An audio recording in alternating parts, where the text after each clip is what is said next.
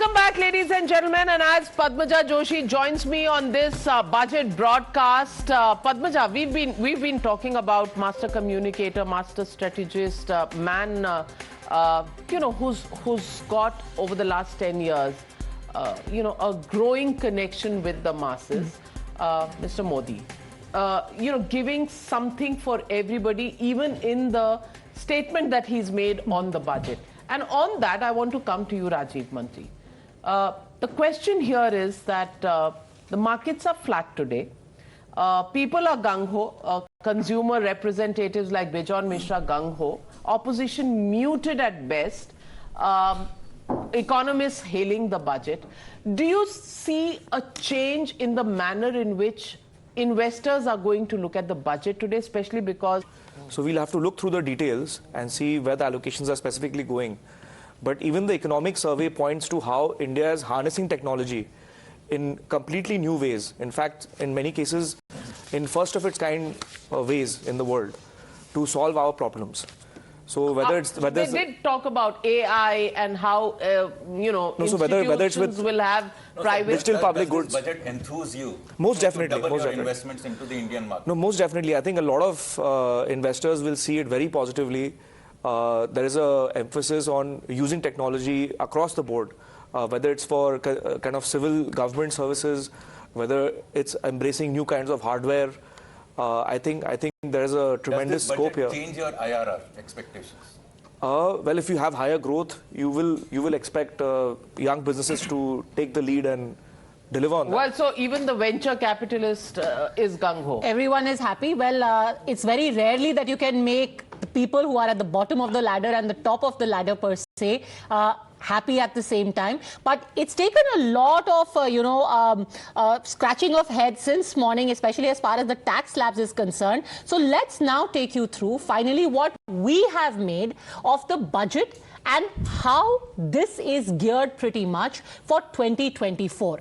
Something for everyone, but is everyone going to be happy, and is it going to turn into a vote catcher? So let's take you through some of the key findings of the budget and which are the main constituencies that these findings are going to aim at.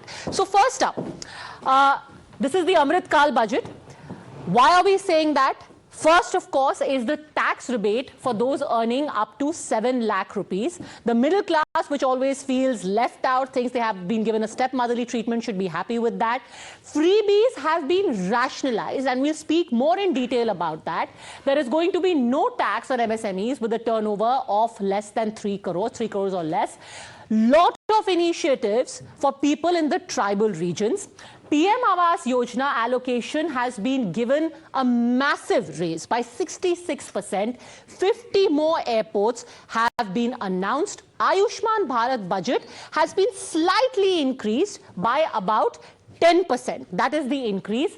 And Swachh Bharat budget is the one that has seen a massive increase. What is very interesting, and that's what I want to go across to Sanju Verma on, the number of schemes that I was seeing, Sanju Verma, geared towards the tribal population.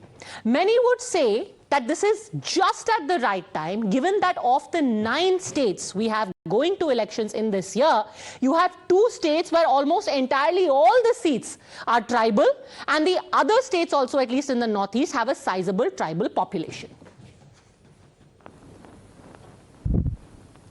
I think one very important aspect that needs to be taken cognizance of is that, of course, this budget is right on substance, right on optics, right on perception, right on making the right noises.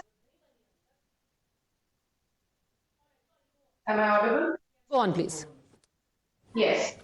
As I was saying, right on making the right noises, but speaking specifically of, the underprivileged, the marginalized, the tribal population. If you notice, Nirmala Sitharaman made an interesting remark that the tribal ministry was set up initially under the aegis of Atal Bihari Vajpayee, and to improve, the last mile connectivity, which the UPA government, simply paid lip service to.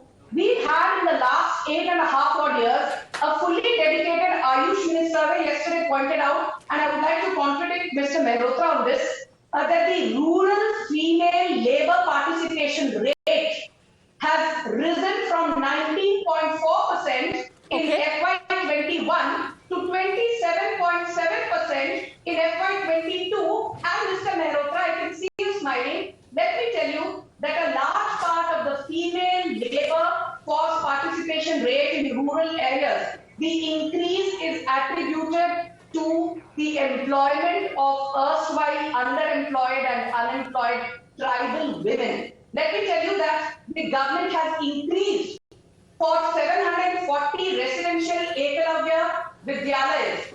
You know, the total number of students in this is something like 3.5 to 4 lakh students. The government says that 38,000 more teachers and support staff will be recruited in the next 1 year on a war footing. So I think if you look at, the entire emphasis of the Modi government, be PM Mudra Yojana, more than 57% of the 20 lakh crore has been given to underprivileged women in the scheduled caste and scheduled tribe category. Look at Jan Dhan Yojana with close to 49 crore bank accounts opened. More than 55% of the beneficiaries are women, primarily marginalized women from the Adivasi community, scheduled caste, scheduled tribe areas.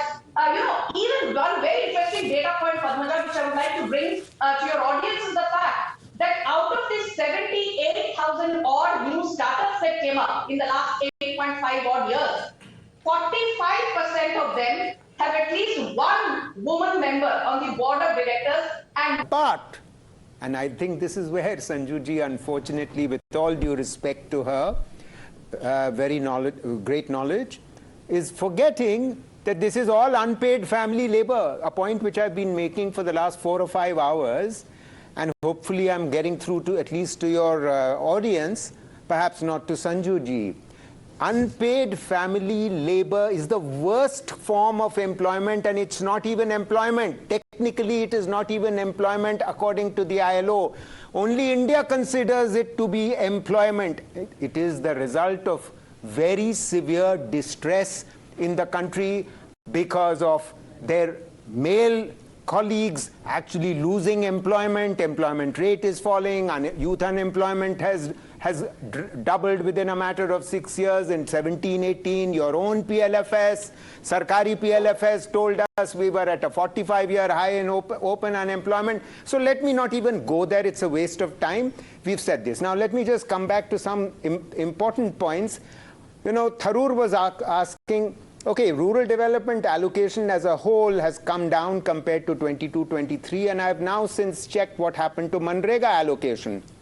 Interestingly, in 22-23, the allocation to Manrega is 89,000 crores, and in 23-24 budget, it is going to be only 60,000 crores. In other words, it's a 30% decline in Manrega allocation at a time when there is no let-up in the demand for Manrega work. Why is there no let-up for demand for Manrega work? Because some 53 million people were added to the agricultural labor force.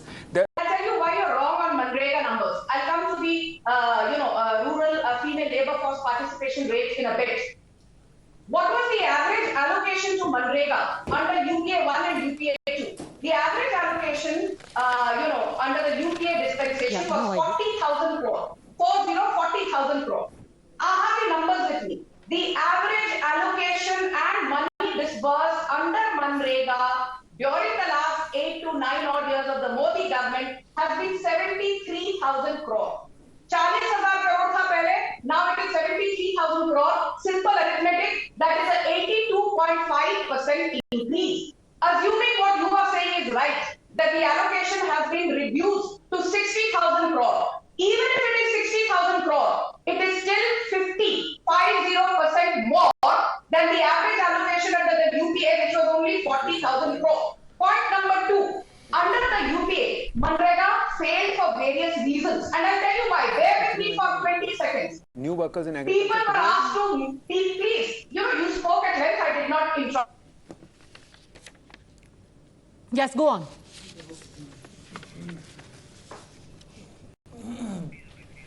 All right. It seems we have lost the line now with Sanju Verma as well. We also have, in fact, I think the one thing that everyone is concerned about is exactly what is going on with the taxes right now.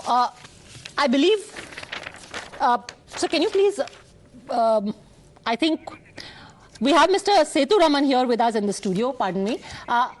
All right, we have Mr. Sethuraman here with us. Mr. Sethuraman, can you exactly tell us what is the breakup of the taxes? What is the exemption? Who are the people who are going to benefit?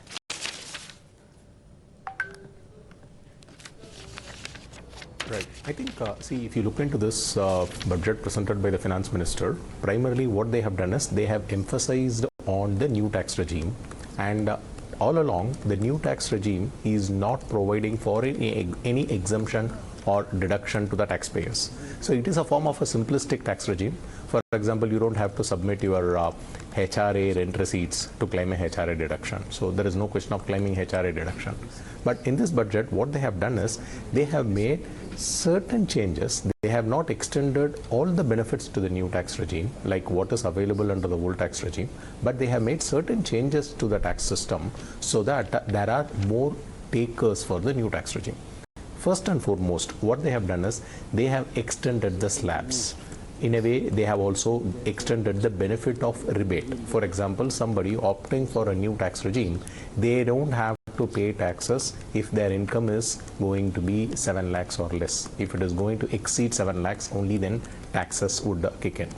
The second point is that the slabs, they have also made some changes to the slab rates, which today, when you put in terms of numbers, is more beneficial than what it used to be under the new tax regime.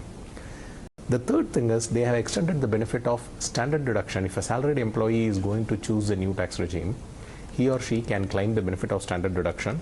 Similarly, pension earners can claim the benefit of standard deduction under the new tax regime. The most important change is that the surcharge rate has been reduced for those opting for new tax regime. If somebody is going to earn more than 5 crores and that person is going to choose the new tax regime, then that surcharge rate will be at 25% and not at 37%. Thereby, the effective tax rate for that category of people has been brought down from 42% to 39%. New tax regime is going to be the default regime, so which means the government directionally is looking at focusing on a more simplistic system for the purposes of personal taxation, and they are extending or mandating the new tax regime to be in vogue. So effectively, there is, when you apart from this theory, what I just said, when you look into the provisions and put some numbers to it, there is a benefit which is coming for people opting for new tax regime. Of course, the details are going to be in the finance bill, which one has to see and look into the fine print. But subject to that, based on the announcements that has been made, it is the new tax regime is what is going to see the favor of the government. All right, I'm going to take a very quick break at this point. On the other side, we are going to look at some of the specific announcements that have been made vis-a-vis the various schemes. Why is there the government's focus on that, and how it is going to translate into actual outcomes? Back in a minute.